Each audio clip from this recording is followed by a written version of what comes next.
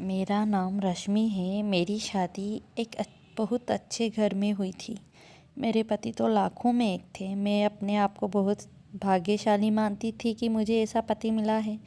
मुझे बहुत प्यार करते थे। हमारे एक लड़का और लड़की है। हमारी शादी को करीब 16 साल हो गए थे। हर खुशी मुझे उन्होंने दी। मैं भगवान से अपने लिए इससे अच्छा पति नहीं मांग सकती थी। मेरी लड़की 14 साल की है और लड़का 10 साल का है। पति का कारोबार भी बहुत अच्छा चल रहा है। हमारे कपड़े की दुकान है जिससे अच्छी खासी कमाई हो जाती है। मुझे जीवन से कोई शिकायत नहीं थी, लेकिन फिर उनके वो हुआ जो मैंने अपने सपने में भी नहीं सोचा था। मेरे पति एक दिन मुझसे कहते हैं कि उन्हें किसी से प्यार है और वो उससे शादी करना चाहते हैं। एक दिन अचानक ही यह बात उन्होंने मुझे बताई। शुरुआत में मुझे लगा कि वो मजाक कर रहे हैं, लेकिन फिर थोड़ी ही देर बाद मैं समझ गई थी कि वो सच बोल रहे हैं। वो मेरे पति हैं। कब सच बोल रहे हैं और कब झूठ, इस बात का मुझे अच्छे से पता चल जाता है।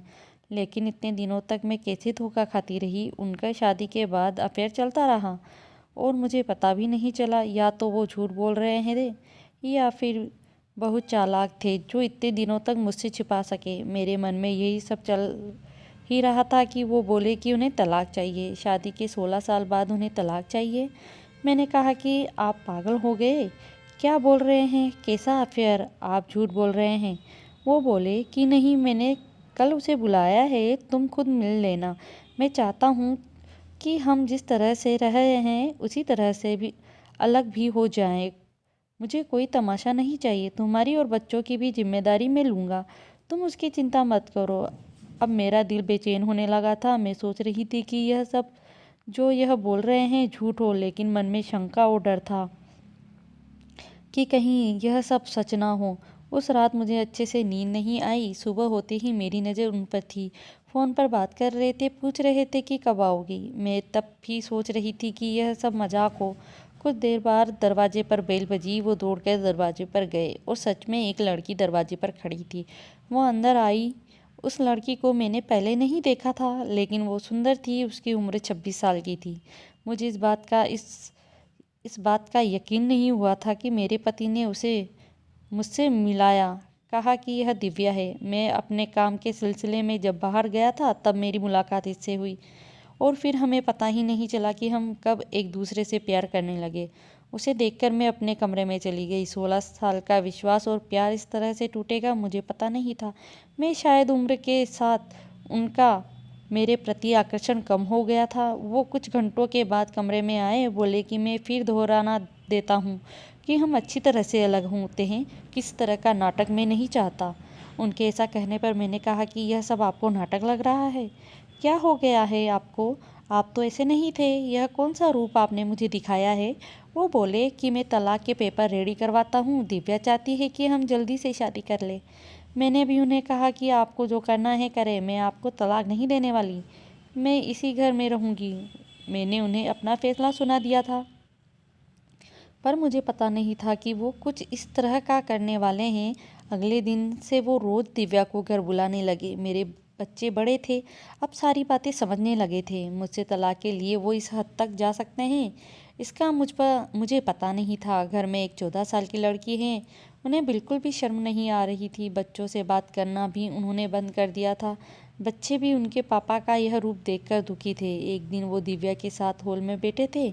हमारी लड़की से उन्होंने पानी मंगवाया। पानी लेकर वो गई और गलती से दिव्या के ऊपर गिर गया। मेरे पति ने उस दिन हद कर दी। वो दिव्या के लिए मेरी लड़की पर हाथ उठाने वाले थे।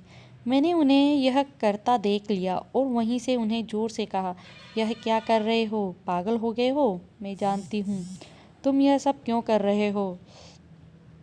तलाक के लिए? ठीक है, अब तुम इस हद तक जा रहे हो तो फिर मैं तुम्हें तलाक दे देती हूँ। उसी समय मैंने अपना और बच्चों का सामान बांधा और अपने घर चली गई। एक ही इंसान इतना कैसे बदल सकता है? जो अपनी पत्नी और बच्चों पर जान छिड़कता था, अब वो उन्हें देखना भी पसंद नहीं कर रहा है। मैं अपने घर थी, उनका फ़ोन मुझे आया। कहा कि मैं तुम्हारी और बच्चों की जिम्मेदारी अभी भी उठाऊंगा। कुछ भी ज़रूरत हो तो तुम मुझे फ़ोन कर सकती हो, मैं पैसे भिजवाता रहूँगा। मैंने कहा कि मुझे तुम्हारे पैसे की कोई ज़रूरत नहीं है, इसी के दम पर तुमने उस लड़की को इम्प्रेस किया है। मैं अपने बच्चों को संभाल सकती हूँ। उम्र के इस पड़ाव पर आकर इतनी अच्छी लाइफ जीने के बाद मुझे फिर काम करना पड़ेगा, इसका मुझे अंदाज़ा नहीं था। ज़िंदगी कब आपको उठाकर पटक देती है, इसका आप अंदाज़ा भी नहीं लगा सकते। मुझे भी इतने सालों तक उनके साथ रहने के बाद कपड़ों का अच्छा अनुभव हो चुका था, इसलिए मैंने भी अपने घर से कपड़े का काम शुरू करना चाहती थी। मैं उस इंसान के पैसे नहीं लेना चाहती थी। उनका फ़ोन मुझे आता रहता, बोलते कि तुम्हें से पैसे ले सकती हो, नया काम शुरू करना है तो भी तुम मुझसे पैसे ले सकती हो। लेकिन मैं नहीं मानी। मैंने कहा कि आप हमारी नहीं, तलाक की चिंता करो।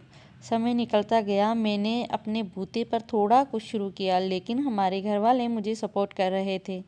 कुछ समय के लिए उनका फ़ोन आना बंद हो गया। मैंने इस बात पर ध्यान भी नहीं दिया। मैं अब उससे बात भी नहीं करना चाहती थी। तलाक में अभी कुछ समय था।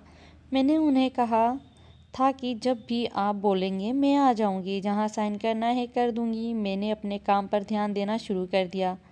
मुझे कुछ माल खरीदने के लिए बाहर जाना था। इतने दिन उनके साथ रहने पर मुझे यह पता था कि क्या खरीदना है और कहाँ से खरीदना है। उनका यह अनुभव मेरे काम आया। मैं उस शहर माल खरीदने के लिए गई। मैं वहाँ पहुँचकर उस दुकान से माल खरीद ही रही थी कि मुझे वहाँ दिव्या दिखाई दी। वो वहाँ किसी की और के साथ आई थी, हाथ पकड़े हुए। मुझे देख के साफ पता चल गया था कि अब वो इस लड़के के साथ है। मन ही मन मुझे खुशी हुई कि आखिर मेरे पति ने धोखा खाया। उन्होंने इस लड़की के लिए हमें छोड़ा था, जो कि अब किसी और के साथ है। फिर मैंने मन में सोचा कि अब किसी और को मैं धोखा नहीं खाने दूंगी, इसलिए मैंने उनका पीछा किया। वो एक ओपन रेस्टोरेंट में गए। मैं जाकर उन दोनों के पास सामने जाकर बैठ गई। मुझे देखकर उसके होश उड़ गए। वो उठकर जाना चाहती थी, लेकिन मैंने उसका हाथ पकड़ा। मैंने उस लड़की का सच लड़के को बताना शुरू किया। मैंने सोचा था कि मैं उसे सच बताकर उसकी आंखें खोल दूंगी, लेकिन कुछ और ही हुआ। उसने जो मुझे बताया उससे मेरे पैरों तले ज़मीन निकल गई। मैं वहाँ से भागते हुए किसी भी अपने पति के पास जाना चाहती थी। मैं उनके घर गई। वहाँ नौकर ने मुझे बताया कि वो अभी एक अस्पताल उनके घर से ज़्यादा दूर नहीं था, बड़ा अस्पताल था। मैं वहाँ गई। रिसेप्शन पर उनका नाम बताकर मुझे उनके कमरे का नंबर पता चला। मैं कमरे में गई। वहाँ उनका दोस्त था। उन्होंने आंखें बंद कर रखी थी। मैंने उनके हाथ पर हाथ रखा तो उन्होंने आंखें खोली। मेरी आंखों से आंसू रुक नहीं रहे थे। मैंने कहा कि क्या ज़रूरत थी यह सब नाटक करने की? मुझे पहले क्यों नहीं साफ साफ बताया? मेरे पति एक गंभीर बीमारी से जूझ रहे थे।